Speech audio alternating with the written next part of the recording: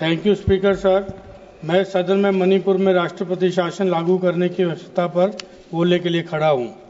यह केवल एक संवैधानिक कदम नहीं बल्कि सरकार की विफलता का स्पष्ट प्रमाण है।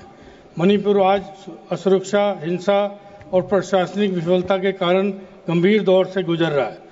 मणिपुर की जो ये स्थिति हुई है, ये हाई कोर्ट के एक निर्णय के बाद दूसरे समुदाय में इसका रिएक्शन हुआ। उसके बाद सरकार को चेत जाना चाहिए था, लेकिन सरकार ने उसको ना चेती नहीं, बल्कि 3 मई से ये हिंसा स्टार्ट हुई और उसके बाद सरकार को जो एक्शन करना चाहिए था उन्होंने नहीं किया। उसके बाद इस हिंसा के अंदर आज तक 300 साढ़े 300 के करीब लोग मारे गए, 70,000 के करीब बेघर हो गए और 19 जुलाई 2023 को जब 2 लेडीज को वहां पे नंगा करके घुमाया गया तो उसका रिएक्शन फिर उसके बाद हुआ, लेकिन सरकार फिर भी नहीं चेती। उसके बाद जब ये लगा कि इनके अपने सहयोगी दल इनका समर्थन नहीं करेंगे तो कांग्रेस ने 10 फरवरी 2025 को अविश्वास प्रस्ताव लाने की बात किया, लेकिन उसके एक दिन पहले ही सीएम साहब ने रिजाइन कर दिया। उसके बाद 13 फरवरी को प्रेसिडेंट रूल लागू कर दिया गया।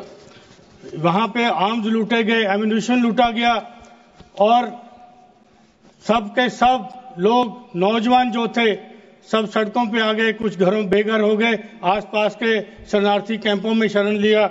मेरा यही सरकार से ही आग्रह है कि पीएम यहाँ पे बात तो करते हैं, मन की बात करते हैं, लेकिन मणिपुर की बात कभी नहीं करते हैं। तो मेरा यही आग्रह है कि पीएम साहब देश के प्राइम मिनिस्टर हैं तो मणिपुर के भी प्राइम मिनिस्टर हैं, तो उनको वहां जाना चाहिए, उनके जख्मों के ऊपर मरहम लगानी चाहिए कि मणिपुर जैसे संवेदनशील स्टेट जो है उसको निगलेक्ट ना किया जाए। मणिपुर भी इसी देश का हिस्सा है, उसके साथ इस तरह का सौतेला व्यवहार ना करें, क्योंकि ये संवेदनशील स्टेट्स जितने भी हैं उसमें पंजाब भी आता है और स्टेट्स भी आती हैं, इनके साथ ऐसा ना किया जाए, क्योंकि जब फुंसी होती है तो आप फोड़ा बनने देते हो, आप फोड़े का नासूर बनने जा रहा है।